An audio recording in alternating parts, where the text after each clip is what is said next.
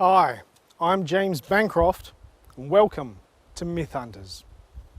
Tonight, we investigate Australia's most elusive animal, the drop bear.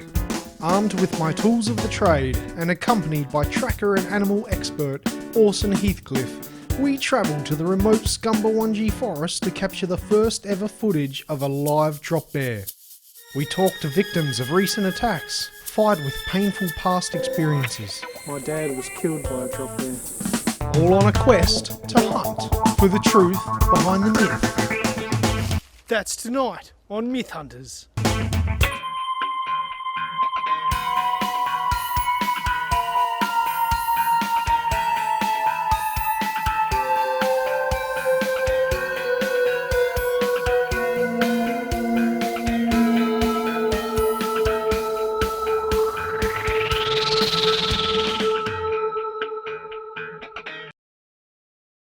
Australia is home to all manner of dangerous creatures, but there is none more dangerous than the drop bear. Although most people believe that drop bears only live around the Great Dividing Range and surrounding areas, expert evidence suggests that the majority of the population once lived in the Northern Territory about half a century ago. When Japanese soldiers invaded the Northern Territory, the drop bears fled south due to the Japanese people's fondness for the tasty bear meat.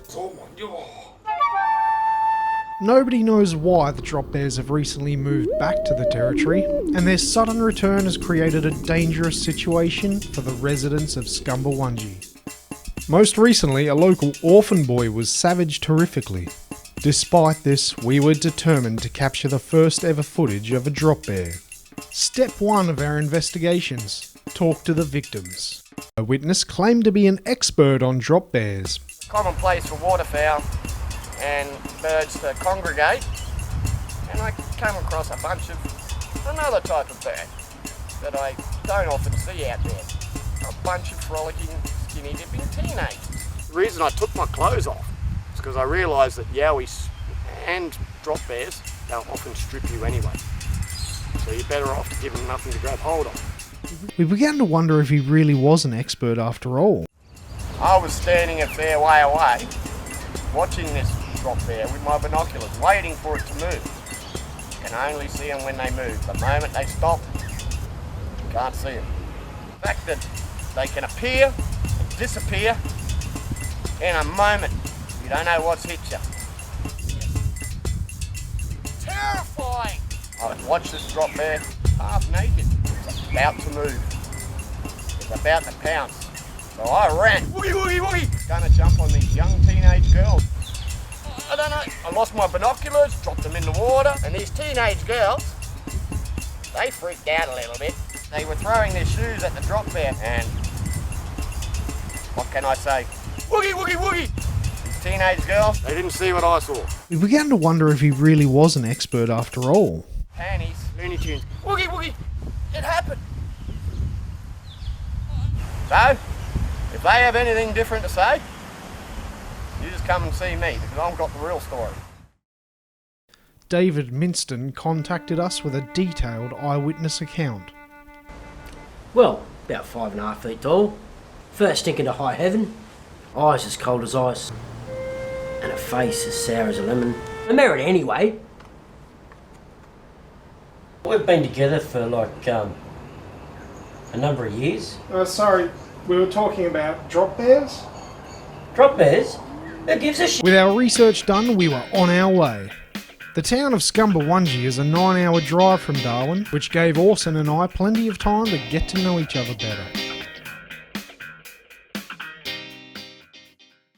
In 2012, 2 drop bear attacks occurred near the towns of Scumbawungee and Wobbegong. In the last 6 months, the area around Scumbawungee has been the site of almost 50 attacks by drop bears. The majority of attacks have taken place along the Scumbawungee Trail, a path popular with tourists and locals alike. Our plan is to divide the area into a series of triangular grids that we can search systematically. Our task won't be easy, but it's obvious that there is definitely something out there. We reach the Scumbawungee Trail with plenty of daylight to spare. After parking the car in a nice bit of shade, we headed off down the trail in search of our prize. It wasn't long before we found some promising signs.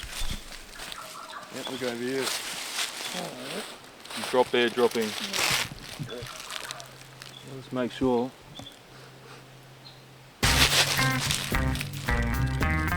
You can see here, we've got some drop bear droppings. Yeah, you can tell it's drop bear droppings by the taste. It's really sweet, similar to honey. This is because drop bears eat a lot of German tourists, and German tourists eat a lot of chocolate. So some say that's how they carry on their sweetness, their droppings. It can be a really good source of vitamins if you're desperate. A good way to tell is if dung beetles eat it, that means it's edible. It's still got nutrients. That means you can eat it. If you're really desperate.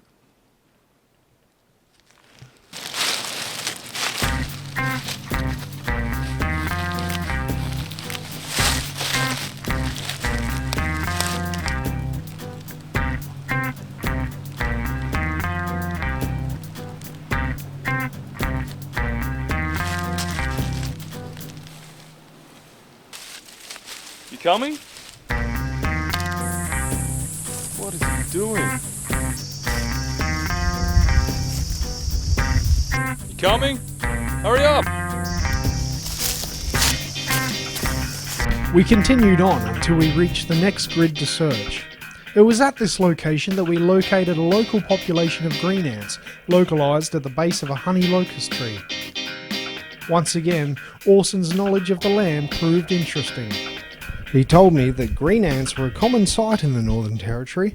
They build nests out of silk and leaves, something that a lot of people don't know about green ants. They're delicious. When I was a kid, Mum would make all sorts of green ant type foods. Green ant steak, green ant chips, green ant pizza, caramelised green ant, onion, raspberry soup, green ant salad, green ant burgers, green ant toast, green ant sausages, green ant curry. Whoa, hang on. Hang on, I got something here. Down. I don't know.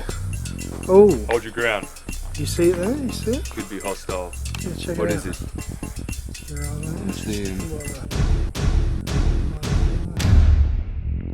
I wouldn't go near him. Yeah. It's only a little one, but could be deadly. Yeah. Jeez. Oh, You could die. should we take a closer look? You could die.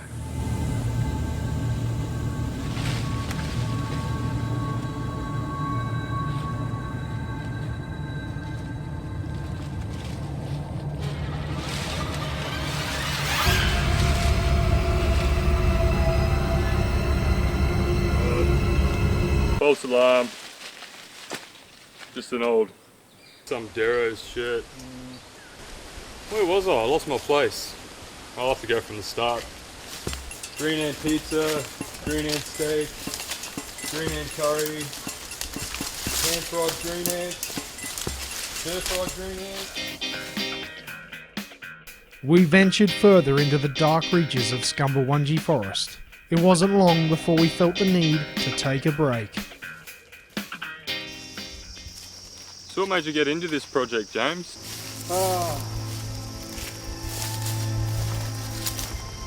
My dad was killed by a drop bear. Yeah, sorry to hear that. He was in the army. Went out on a night patrol one night, never came back. Yeah, they found his slouch hat the next day in the bush, covered in blood. Tragedy. Yeah. So how long ago was that? This all happened a couple of years before I was born. While it was nice to rest, we had a job to do and had to keep moving. Look what we got here. Yeah, we've been following these drop bear tracks for the last hour or so. Looks like we got a few more right here. Yeah, just little scuff marks basically. I mean, yeah, there's not a whole lot to them, but yeah, Orson knows what he's doing, so I reckon keep moving. Where did the bloody go? Oh crap. It's got to be here somewhere. Oh shit. Without Orson's expertise to rely upon, I wasn't sure how well I'd cope in this dense, unforgiving jungle. I had to find him. With the sun going down, things had taken a turn for the worst. My only chance was to remain calm and stay positive.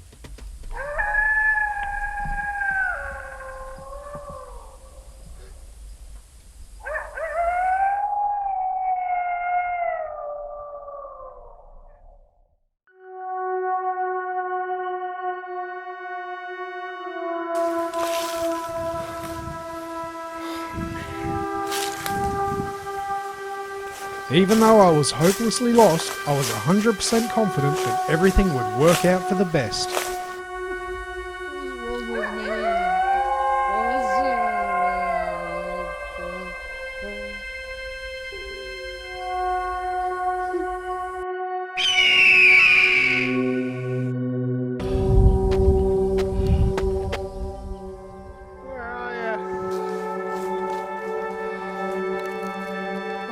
I'm gonna die out here.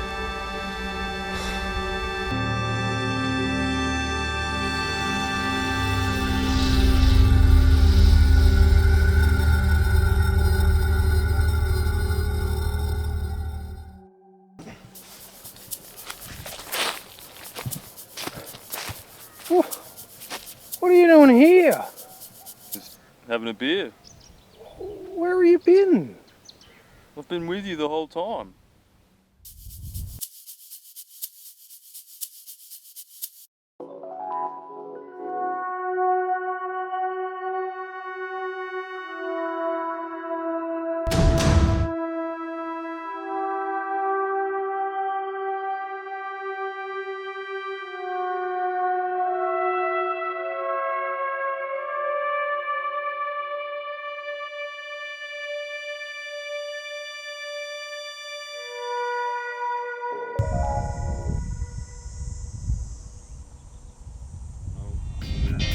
We still had a lot of work to do, so we decided to press on. Did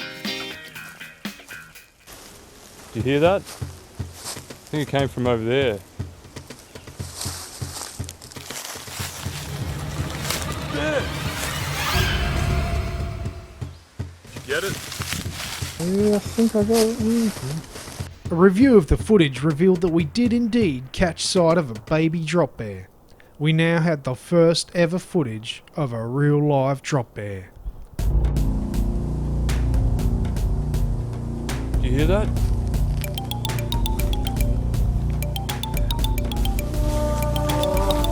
Oh shit!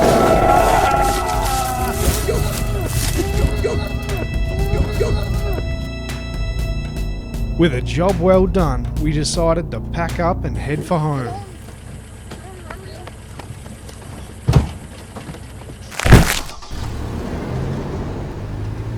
We left the Scumbawungee trail with a strong sense of accomplishment.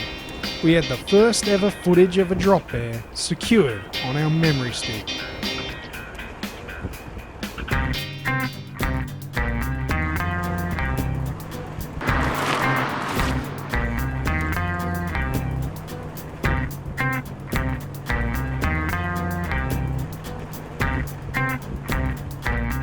Next week on MythHunters, we hit the streets of Darwin to investigate the story of the Punsiana woman.